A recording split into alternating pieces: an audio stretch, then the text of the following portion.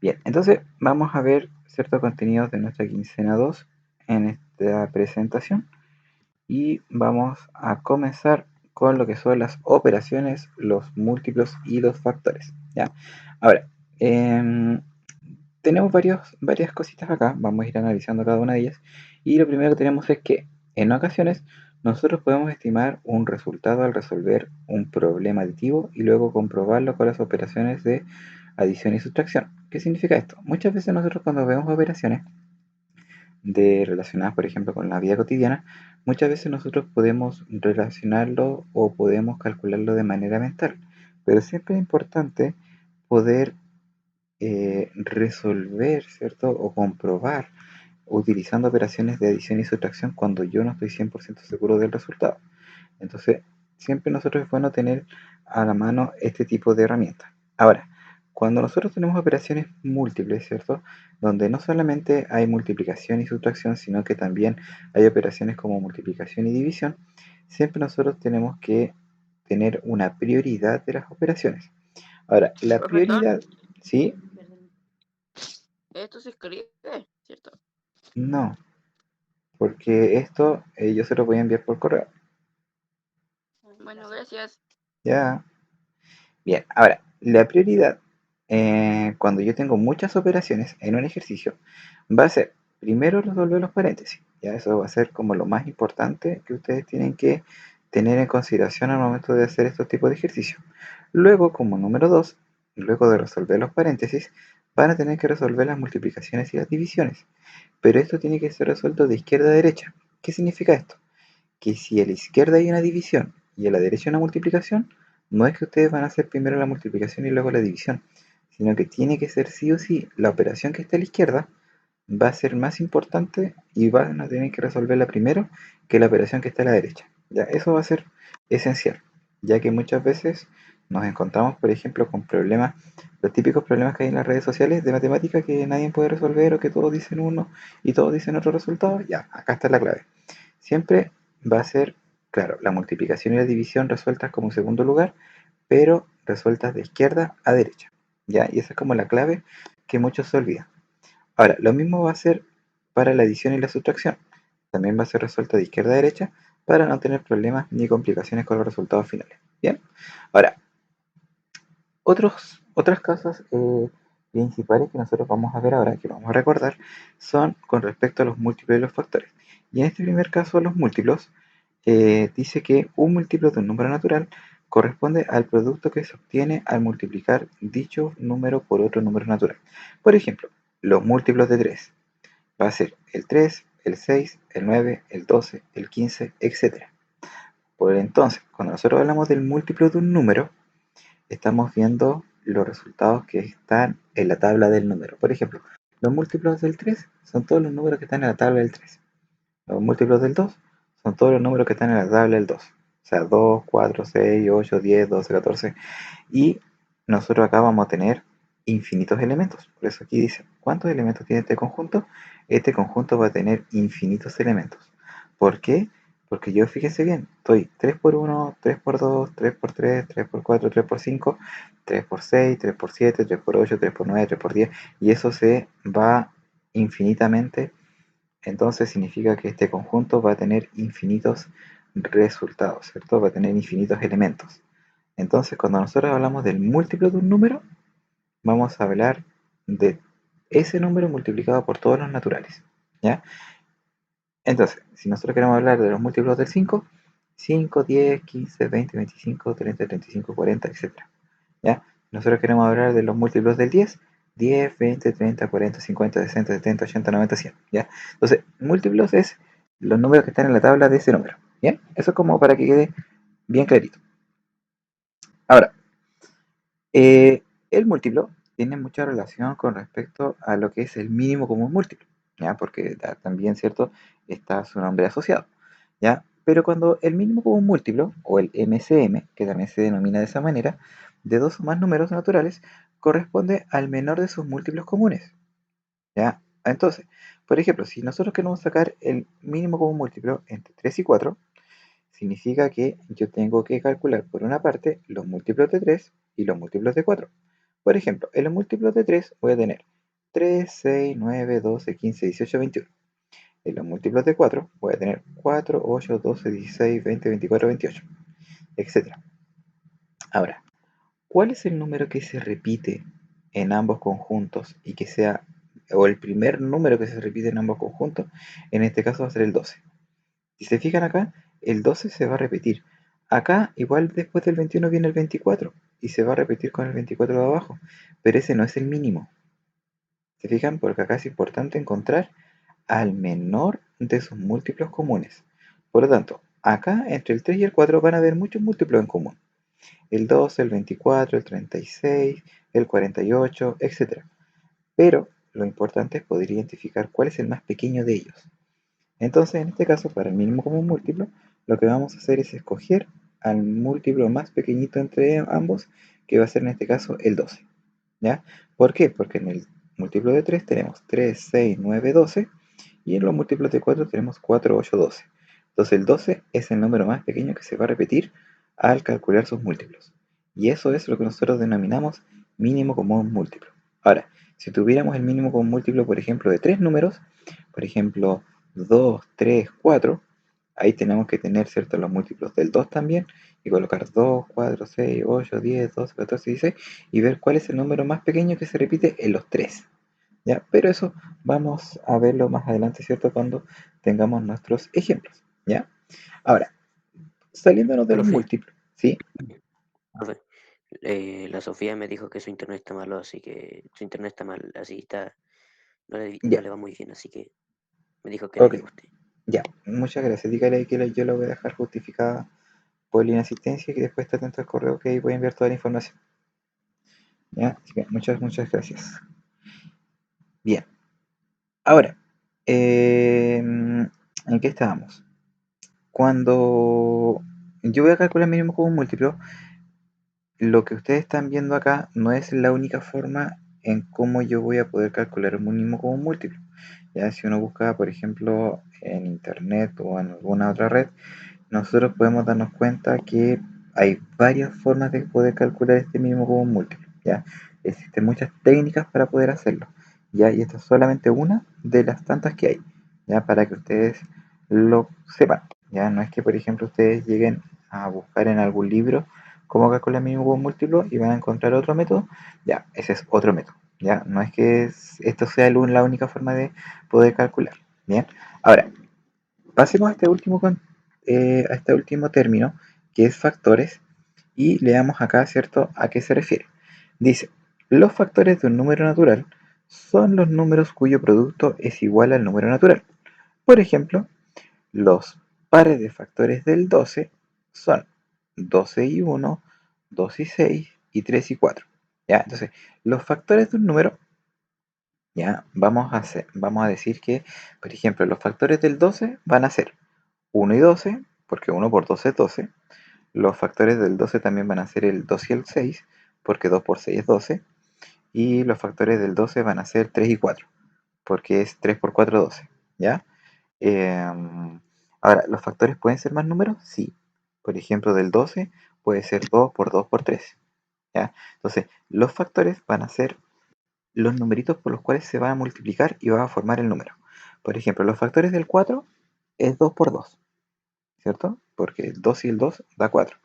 También puede ser 4 y 1, porque 4 por 1 es 4, ¿cierto? Entonces cuando yo hablo de factores, ¿ya? Yo tengo que ir dando, como que tengo que dividir ese número en multiplicaciones, ¿ya? En numeritos que al multiplicarse van a dar como resultado ese número. Por ejemplo, los factores del 8. Los factores del 8 puede ser 8 por 1, puede ser 4 por 2, o puede ser 2 por 2 por 2, que también da 8. Entonces, aquí vamos a tener múltiples valores naturales, ¿cierto? En donde se puede ir formando estos factores, ¿ya? Ahora, hay distintos tipos de factores. Están los factores normales y están los factores primos. Ya que eso también lo vamos a ver un poquito más adelante para que veamos la diferencia entre uno y otro, ¿ya? Pero los factores básicamente es dos números que multiplicarse del valor que yo estoy buscando, ¿ya? Ahora, en cambio, los divisores, ya que es algo muy similar, los divisores de un número natural son los números naturales que lo dividen de forma exacta. Por ejemplo, los divisores del 12, para seguir el mismo ejemplo anterior, son el 1, el 2, el 3, el 4, el 6 y el 12. Ahora, cuando yo hablo de divisor, hablo de un solo número. Ya, y esa es la diferencia con los factores. Ya, porque los factores son números que al multiplicarse te da 12. O sea, 1, 12, 2, 6, 3, 4. Pero cuando hablo de divisores, hablo qué números dividen al 12 de manera exacta.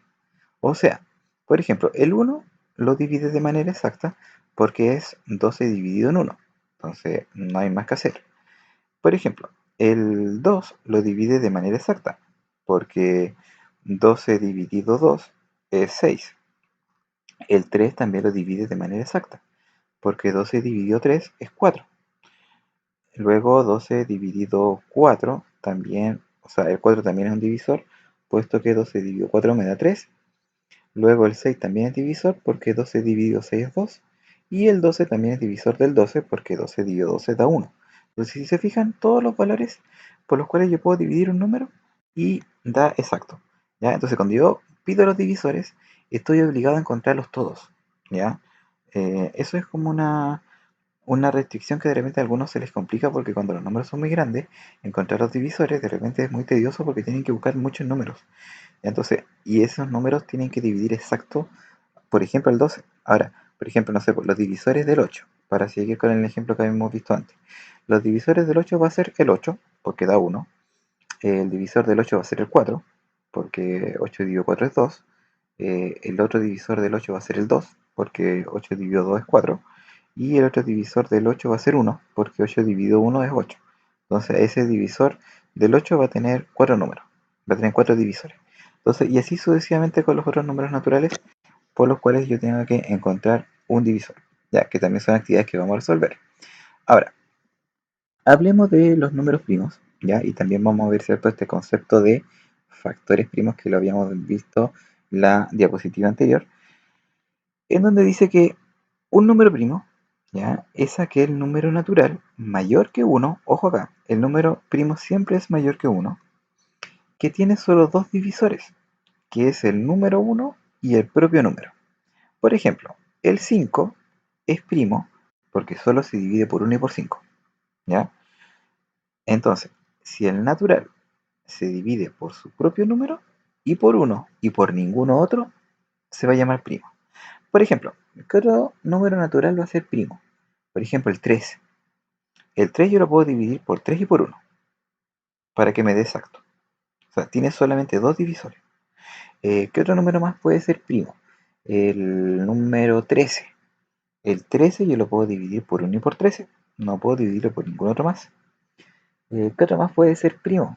El número... To- El 2 todos los que también. tengan, todos los que tengan los primos o no sé, los que no se pueden, los que se pueden dividir solo por dos, son el número 3, ¿Ya? 5, ¿Ya? 7, ¿Ya? 9 y de ahí No. sigue. No. El 9 No, no. ¿cuál más falta? Porque el 9 lo El puedo 9 dividir no. por 3 y lo puedo dividir por 9. Ah, vale, verdad. Vale, ¿Sí? entonces el ¿Cierto? 7, el 5 y el 3. El 7, el 5, el 3, el 2 y de ahí nos saltamos al 11 y el 13. Ah, bueno, el 2.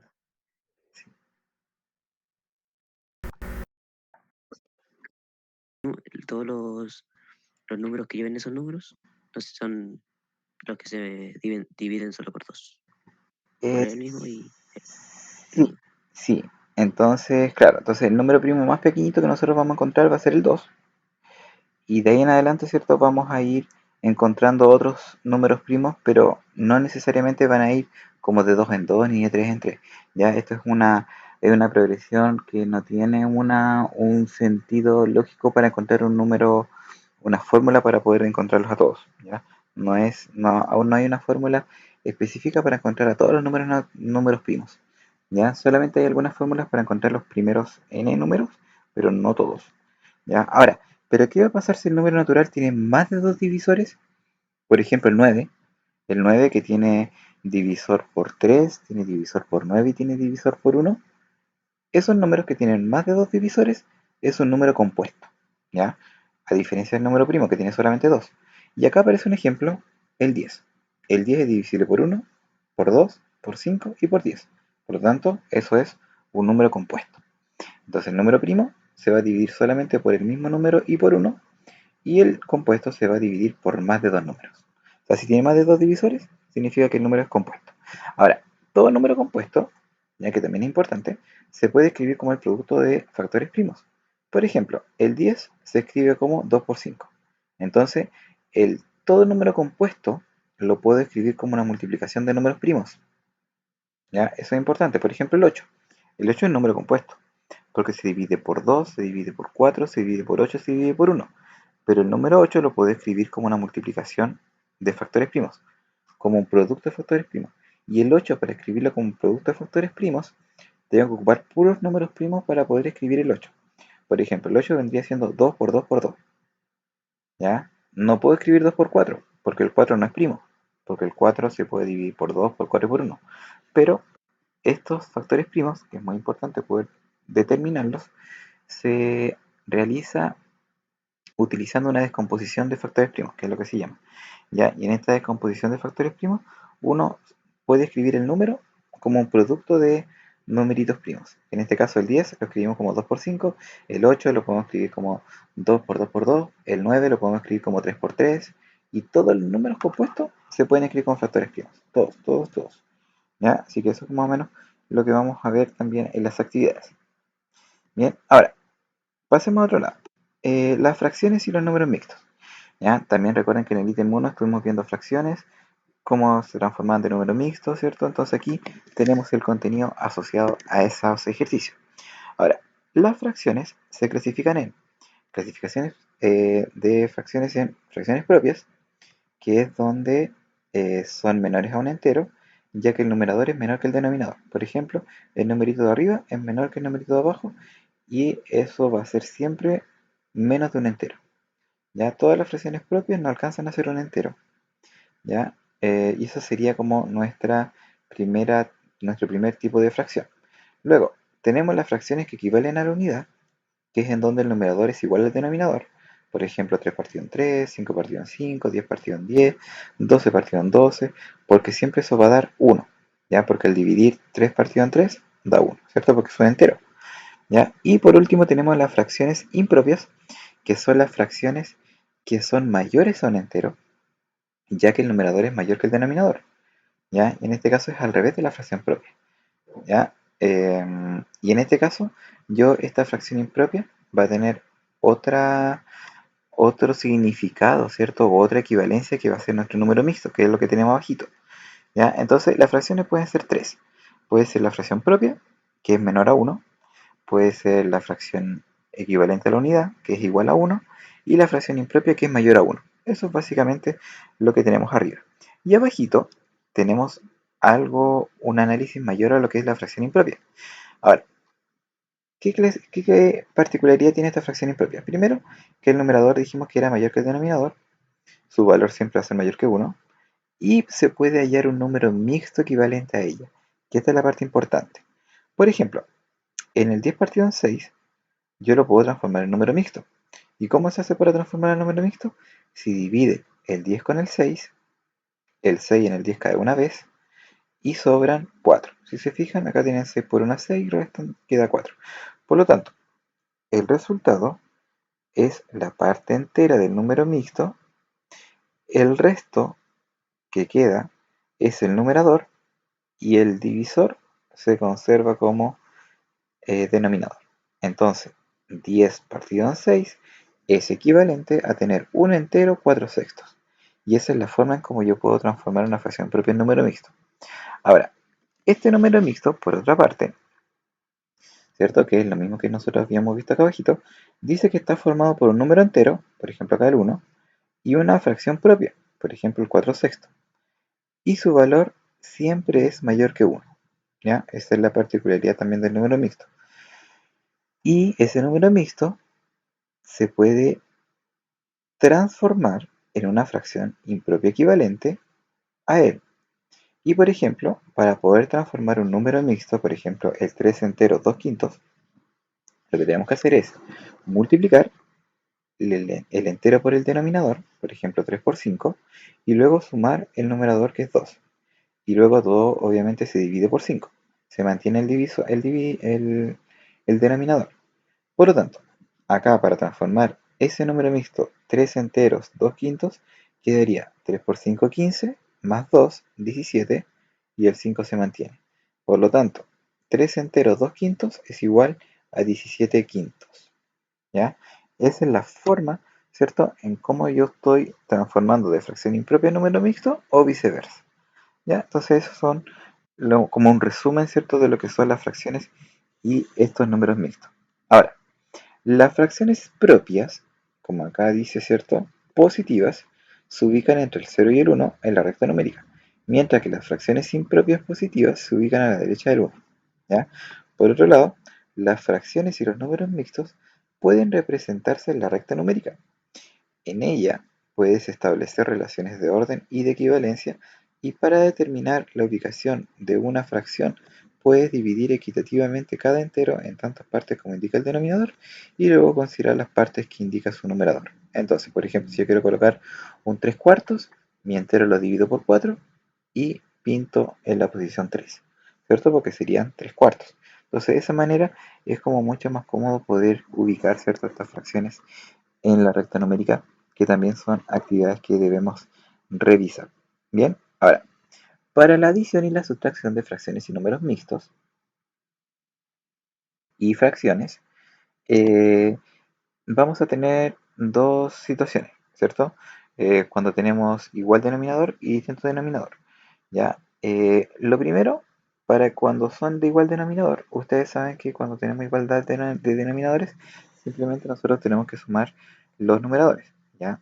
Pero el problema se va a dar cuando yo tenga que sumar o restar fracciones de distinto denominador, ¿ya? Y para ello yo puedo encontrar fracciones equivalentes para que todos los denominadores sean iguales. Y esto se puede lograr amplificando o simplificando cada fracción de manera que el denominador común sea el mínimo múltiplo de los denominadores.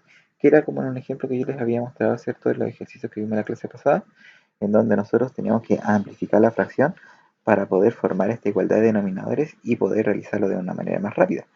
Pero también, ¿cierto?, se puede hacer utilizando, ¿cierto?, otros métodos como, por ejemplo, el método de la mariposa. ¿Ya? Eso también sirve para poder resolver. Ahora, por otro lado, cuando yo tengo que sumar números mixtos, primero lo que podría hacer sería representar como fracciones impropias y sumar, que era lo que estábamos haciendo nosotros en nuestros ejercicios, o también nosotros podemos realizar es sumar por separado las partes enteras y fraccionarias y agrupar los resultados. Pero muchas veces cuando nosotros sumamos las partes fraccionarias, estas forman fracciones impropias. Entonces tenemos que volver a transformar, y la verdad es que este segundo consejo de acá yo no lo sigo mucho porque a veces no es directo. Entonces yo siempre prefiero representarlo como una fracción impropia y luego sumar. ¿Ya? Ahora, para restar, simplemente dicen represéntelo como fracción impropia y reste. ¿Ya? Porque cuando yo lo hago como fracción, muchas veces voy a llegar a un resultado erróneo. Por lo tanto, para sumar o restar, simplemente representemos como fracción impropia y hagamos la suma o la resta. Ahora, cuando yo tengo que multiplicar o dividir números decimales por un número natural, se realiza la operación y luego el producto se desplaza la coma de derecha a izquierda, tanto en lugares como cifras decimales tengan número decimal. ¿Ya? O sea, ¿esto qué quiere decir? Si mis factores un factor tiene un decimal y el otro factor tiene dos decimales, yo tengo que contar la cantidad total de decimales y contarlos de derecha a izquierda para colocar la coma, ¿cierto?, en mi resultado. ¿Ya? Recordemos que yo puedo resolver distintos tipos de multiplicaciones. Por ejemplo, multiplicación de un número decimal por un natural, de la multiplicación de dos decimales, ¿cierto?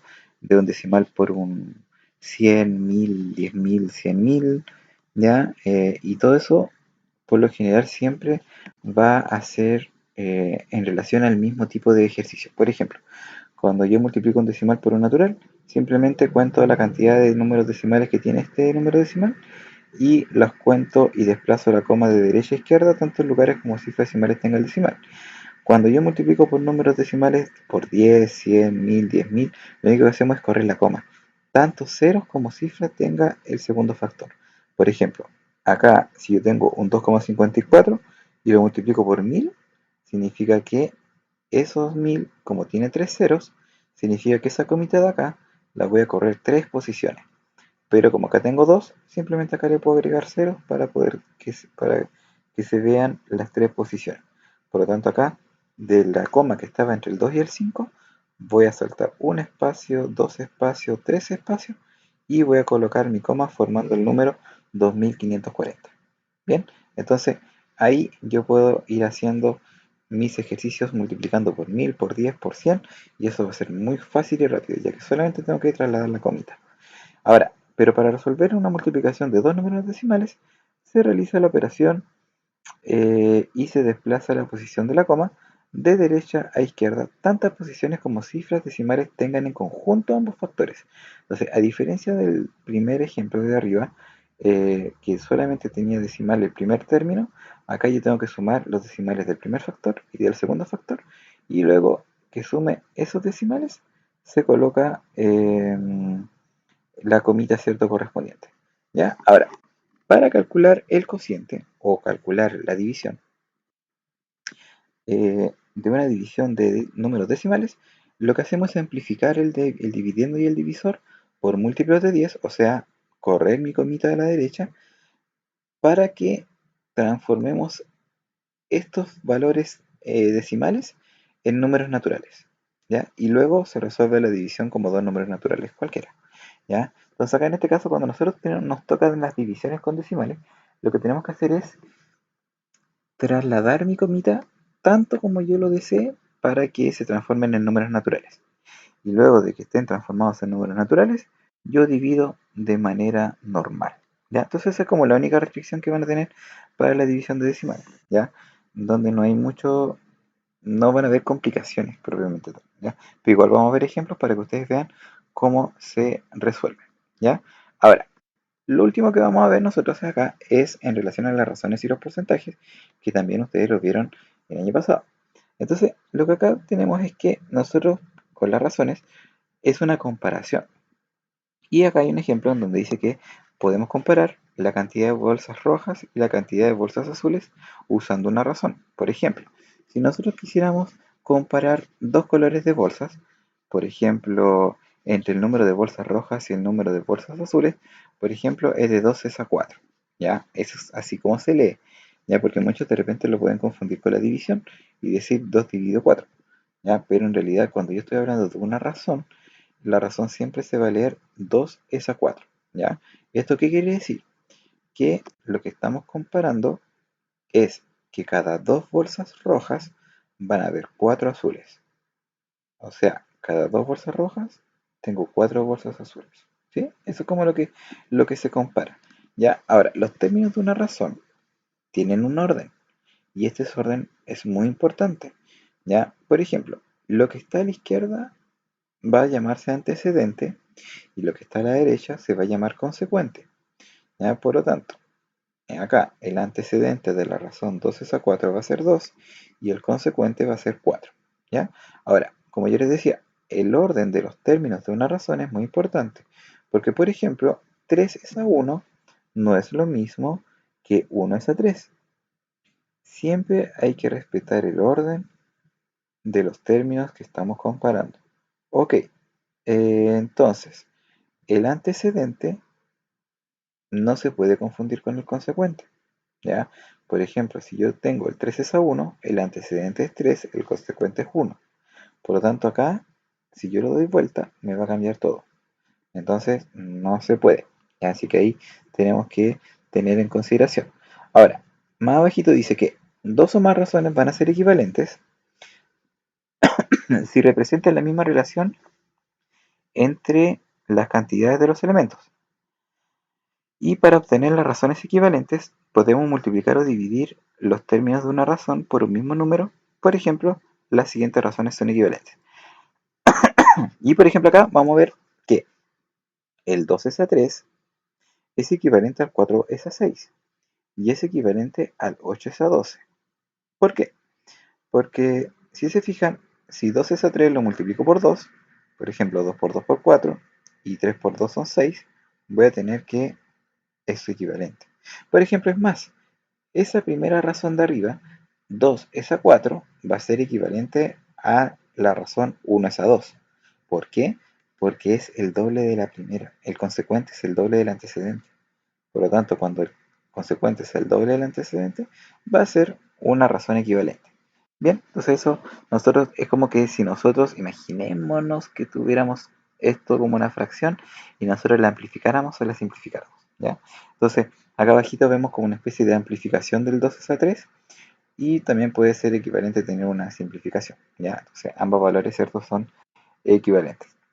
Ahora, al multiplicar los términos de la primera razón 2, obtienes la segunda, y si al multiplicarlos por 4, obtienes la tercera, que era más o menos lo que yo les estaba comentando acá, que si yo voy multiplicando, ¿cierto? Voy obteniendo las razones equivalentes, ¿ya? Que pueden ser perfectamente, en este caso, 2 a 3, 4 a 6, 8 a 12, etcétera. Bien, entonces, ahora vamos a ver lo siguiente, los porcentajes, ¿ya? Ahora, el porcentaje corresponde a una razón, ¿ya? Pero esta razón es particular, porque esta razón tiene un consecuente 100, ¿ya? Entonces, un A%, o digámoslo un 5%, un 10%, un 15%, lo podemos representar gráficamente como una región dividida en 100 partes iguales, de las cuales se consideran apartes. O sea, por ejemplo, si yo cuando vemos los porcentajes, vemos que el 5% es un recuadro, ¿cierto? Un cuadrado con 100 partes, con 100 cuadraditos adentro y con 5 pintados solamente, considerando un 5%.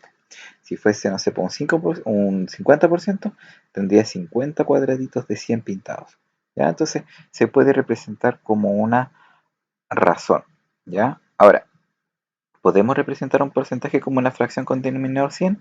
También, y además también se puede representar como un número decimal, ¿ya? Entonces el porcentaje, que en sí es una razón, puede ser también escrita como una fracción con denominador 100 y al ser una fracción también puede ser convertido a un número decimal.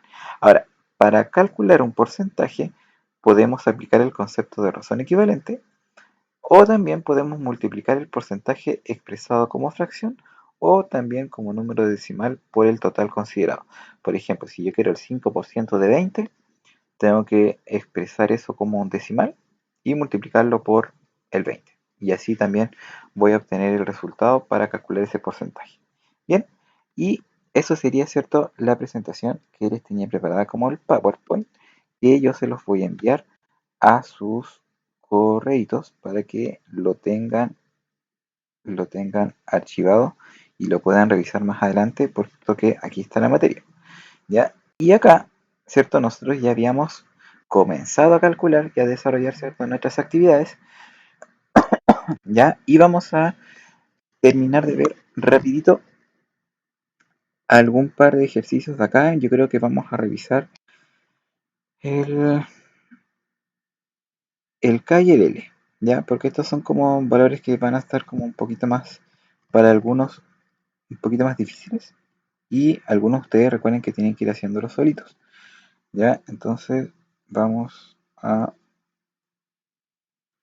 realizar el K, que es el que tenemos acá, ¿cierto? Vamos a tener aquí el K,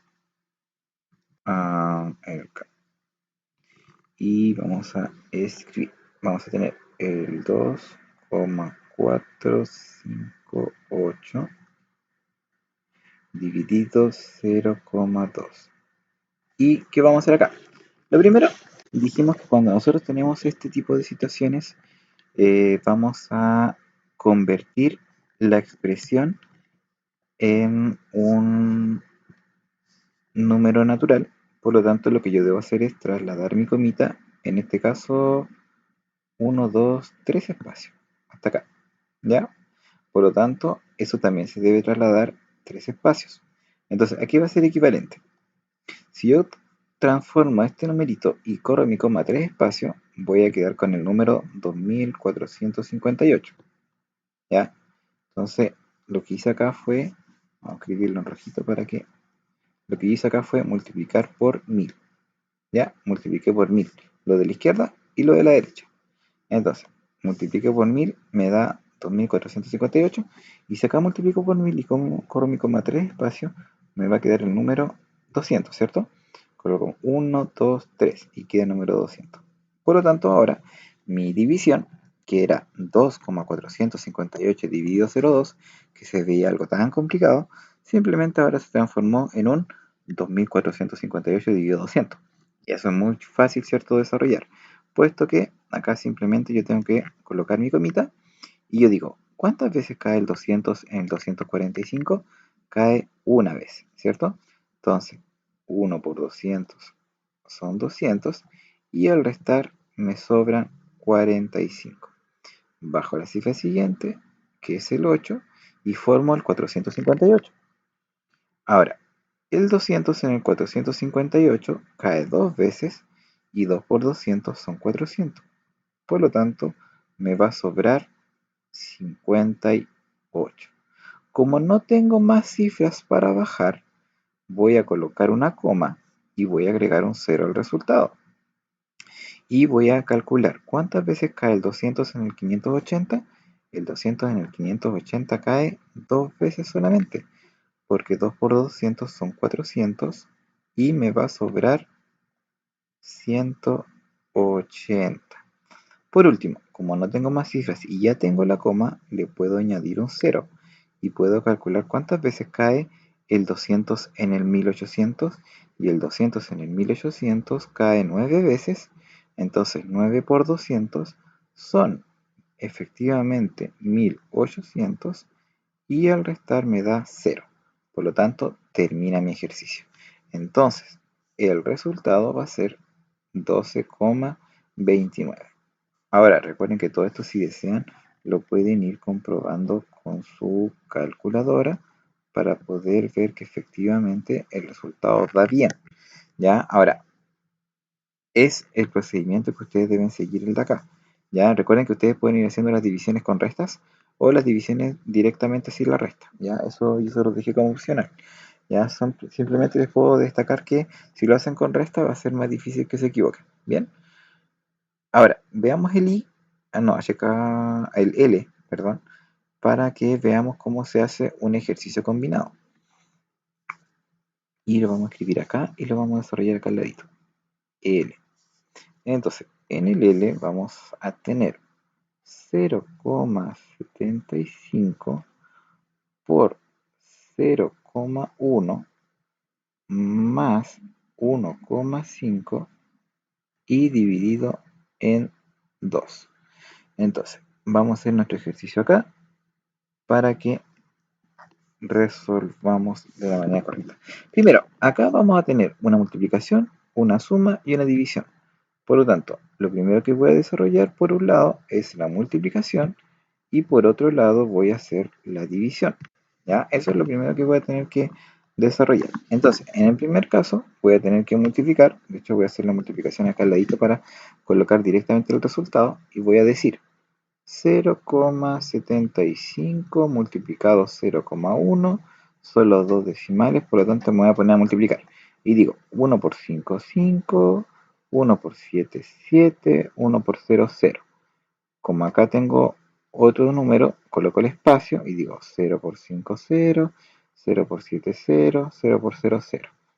Y sumo ambos resultados y digo que eso va a dar 5, eso va a dar 7, eso va a dar 0 y eso va a dar 0. Y ahora yo debo contar cuántos decimales tengo en total. Acá tengo dos decimales y acá tengo un decimal, entonces en total tengo 3. Entonces como tengo 3 decimales, yo voy a contar desde acá, que es donde está mi coma, 3 espacios. 1, 2, 3 y coloco la coma. ¿Se fijan? Entonces aquí la coma quedó con 3 decimales. Entonces, este es el resultado, ¿cierto?, que yo debo traspasar acá a mi ejercicio.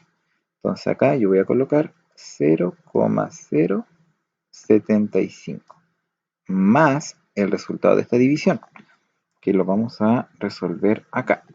Entonces, por otro lado, acá voy a tener el 1,5 dividido en 2.